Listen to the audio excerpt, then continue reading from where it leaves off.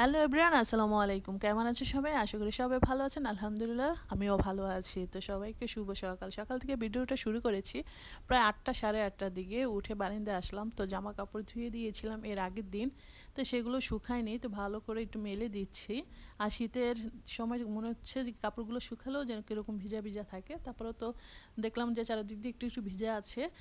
তারপরে তো চলে আসলাম রান্না করতে। কি রান্না করব, সকালে নাস্তাটা তৈরি করতে হবে। তো ভাবলাম যে চিনি শেষ হয়ে গেছে, দুধ শেষ হয়ে গিয়েছে, তো এগুলো জারের মধ্যে রেখে দিই।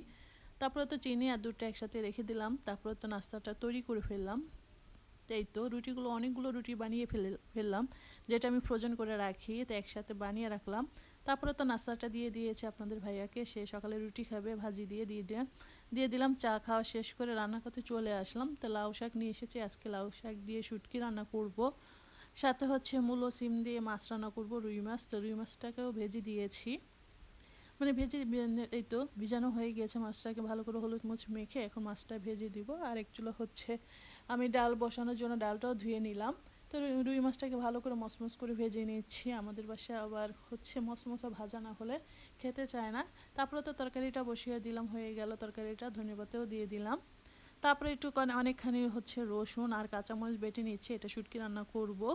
তো শুটকিটা রান্না করার জন্য এর আগে একটু শুটকি ভুনা করেছি, যে বোনের মেয়ে খেতে চেয়েছে, তো ওর জন্য একটু আলাদা করে শুটকি ভুনা করছি। এই শুটকিটা খেতে তো ওরা খুব পছন্দ করে আমার হাতে। তারপরে তো খাওয়া দাওয়া শেষ করে বিকেলের দিকে হচ্ছে এই সময়টা রান্না করবে। এই সময়টার নাম কি আমি অবশ্য জানি না, অবশ্য কমেন্ট করে জানাবেন। দুধ দিয়ে রান্না করতেছি এই সময়টা। যদি আমার ভিডিওটি ভালো লাগে অবশ্যই লাইক কমেন্ট শেয়ার করবেন, আর যদি বেশি ভালো লাগে তো অবশ্যই সাবস্ক্রাইব করে আমার পাশে থাকবেন। আর পাশে থাকা বেল আইকনটি বাজিয়ে দেবেন, সবার আগে আমার ভিডিওটি আপনাদের কাছে পৌঁছে যাবে। তারপরে তো এই তো সেমাই রান্না করেছি, শীতের সময় একটু গরম গরম পায়েস খেতে ইচ্ছে করছে, তারপরে রান্না করলাম। তো আরেক চুলা হচ্ছে চা বসিয়ে দিলাম, সন্ধ্যা নাস্তাটাও খেতে হবে। তারপরে তো চাটা হয়ে গিয়েছে, তারপর সন্ধ্যাবেলা ছেলেকে, বড় ছেলেকে কোরআন শরীফ পড়তে বসিয়ে দিলাম। তারপরে পড়ানো হচ্ছে আর আমি ফাঁকে একটু চাটা খেয়ে নিই। আমি ড্রয়িং সোফার রুমে বসেছিলাম, তো একটু টিভি দেখতেছিলাম, ছোটো বাচ্চাটা দেখতেছিল, তো ওর সাথে আমি একটু চা খাচ্ছিলাম। তারপরে তো আমি একটু গরম গরম পিঠাও বানিয়েছিলাম, তো তার ফাঁক দিয়ে দুপুরে কয়েকটা চাল ভিজিয়ে রেখেছিলাম। চিতই পিঠাটা অনেক মজা হয়েছে, খেতেও কিন্তু অনেক সফট হয়েছে। ধনেপাতা ভর্তা বানিয়েছিলাম।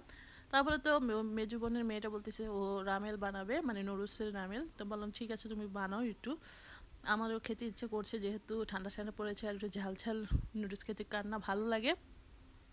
তারপরে তো ওর বানানোটা আজকে দেখতেছি, ওর কাছে রেসিপিটা শিখে নিয়েছে। আমি এবার এভাবে রান্না করতে পারি না, পারি না বলতে কি রান্না করি না, বাচ্চারা সেরকম ঝাল খেতে চায় না, সেজন্য। তো ভাবলাম আজকে আমার যেহেতু ইচ্ছে করছে ঝাল ঝাল নুডলস খাই, একটু রামেন, তো বলতেছে যে ঠিক আছে খালামণি আমার কাছে দাও, আমি বানিয়ে দিচ্ছি। তো বললাম যে ঠিক আছে তাহলে আমি একটু ভিডিও করি, তোমার রান্নাটা তুমি রান্না করো। তারপরে তো সব কিছু দিয়ে দিল, দেওয়ার পরে নুডলসও দিয়ে দিচ্ছে।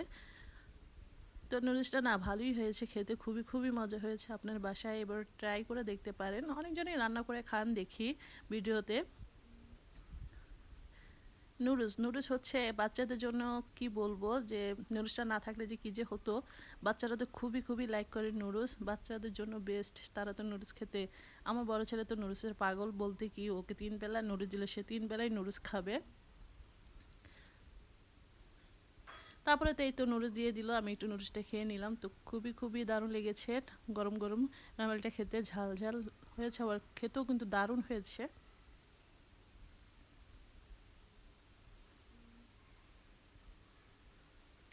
তো আমি সোফা রুমে বসে খাচ্ছিলাম আর সবার সাথে কথা বলছিলাম। তো আজ এই পর্যন্ত, আপনারা সবাই ভালো থাকবেন, আল্লাহ হাফেজ।